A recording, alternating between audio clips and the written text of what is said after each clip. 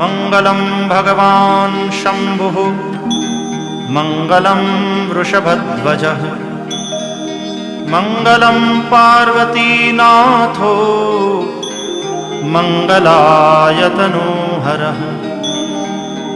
सर्वमङ्गलमाङ्गल्ये शिवे सर्वार्थसाधिके शरण्ये त्र्यम्बके गौरी नारायणि नमोऽस्तुते।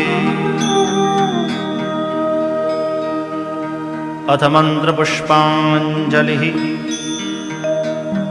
ॐ जग्नेन जग्नमयजन्त देवास्तानि धर्माणि प्रथमान्यासन् तेहनाकं महिमानः सचन्त यत्र पूर्वे साध्याः सन्ति देवाः।